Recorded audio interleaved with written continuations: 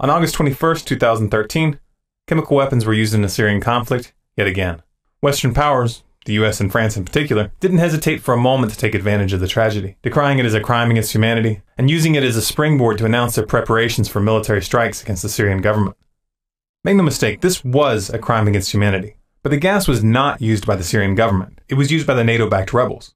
In this video, we're going to show you definitive evidence to support this claim. And we're going to explain the US and NATO's motive for committing such an atrocity. The leaked documents that we're going to be presenting are available for you to download yourself. You'll find a link in the description to that download, and you'll also find links to the mainstream articles we use in our research. Now, in order to really understand this event, we need to look at it in context. The United States has had Syria and Iran in their crosshairs for a long time. The plans for these wars have been in the works for over a decade.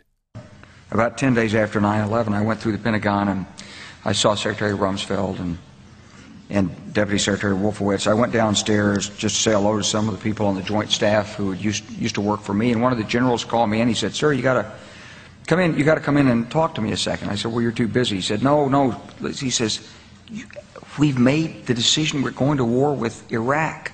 This was on or about the 20th of September. I said, "We're going to war with Iraq. Why?" He said, "I don't know."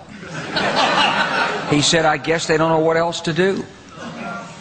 So I said, "Well, did they find some information connecting Saddam to Al-Qaeda?" He said, No. He says, "There's nothing new that way. They just made the decision to go to war with Iraq." He said, "I guess it's like we don't know what to do about terrorists, but we've got a good military and we can take down governments." And he said, "I guess if the only tool you have is a hammer, every problem has to look like a nail."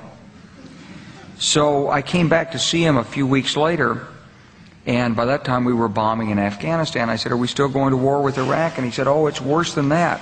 He said, he reached over on his desk, he picked up a piece of paper, and he said, I just got this down from upstairs," meaning the Secretary of Defense's office today, and he said, "This is a memo that describes how we're going to take out 7 countries in 5 years, starting with Iraq and then Syria, Lebanon, Libya, Somalia, Sudan, and finishing off Iran."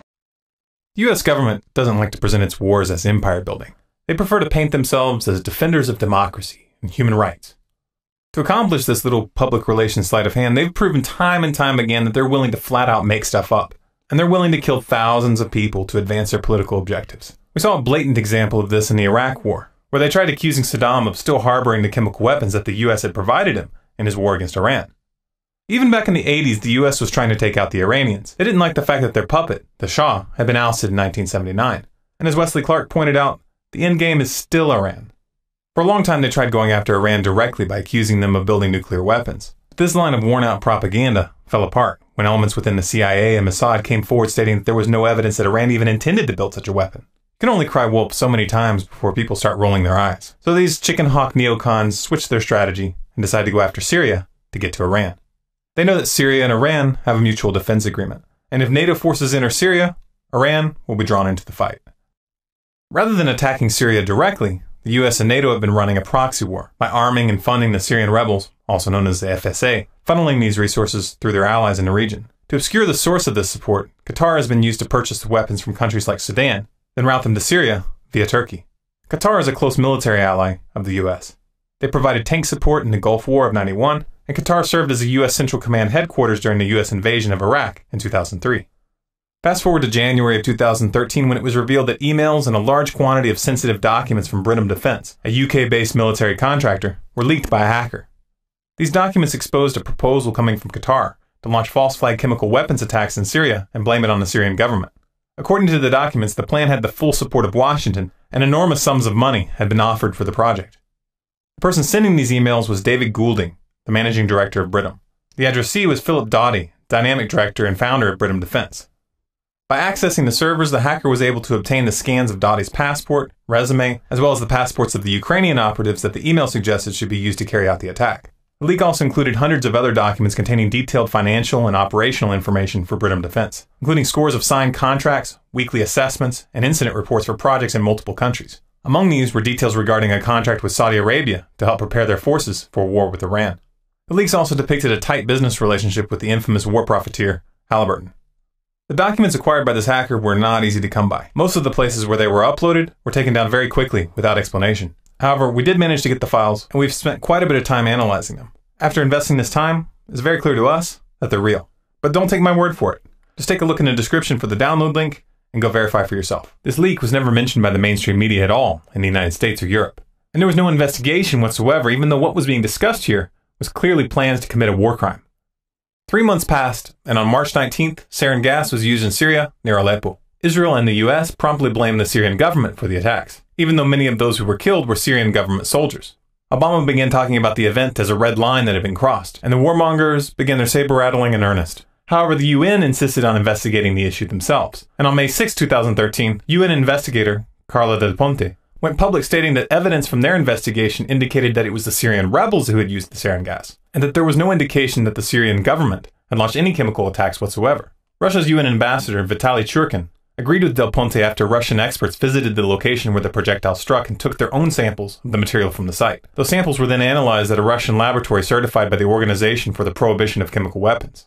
According to the lab results, they found that the presence of hexogen, utilized as an opening charge, and which is not used in standard chemical munitions, pointed to the attack being launched by the rebels.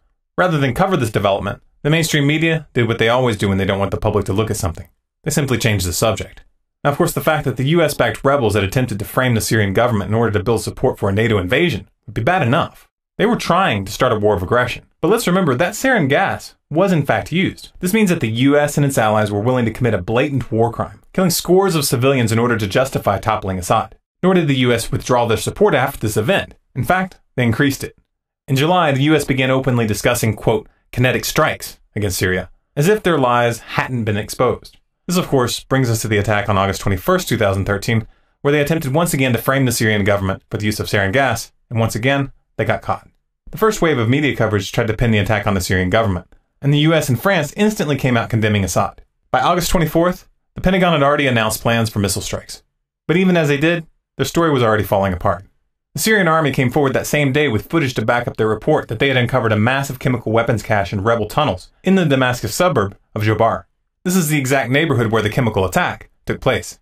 The Syrian government's version of events is backed up by several key bits of evidence. 1. On May 31st, 2013, security forces in Turkey found a 2-kilogram cylinder filled with sarin gas after searching the homes of Syrian militants.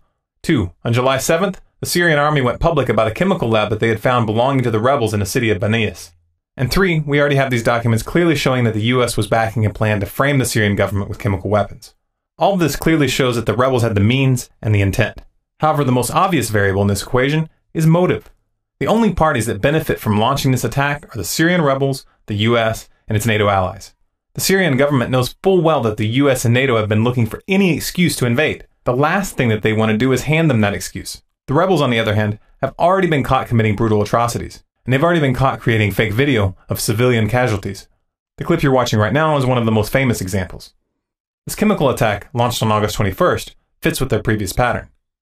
The rebels further exposed their hand when 2 days after the attack they released a video statement vowing to strike back with any and all means. They claimed to have access to chemical weapons, and they stated that they now intended to use them in the conflict with zero reservations from this point forward. Essentially, they're using their own crime as a pretext to openly start using chemical weapons in combat. The stakes in this cover-up are high. Russia and China have both openly sided with Syria and Iran, and Russia has warned that thermonuclear war could result if the US continues down this path. That's an outcome that's too horrific to even contemplate. However, even if that worst-case scenario is averted, this is still a matter of life and death for the Syrian and Iranian people.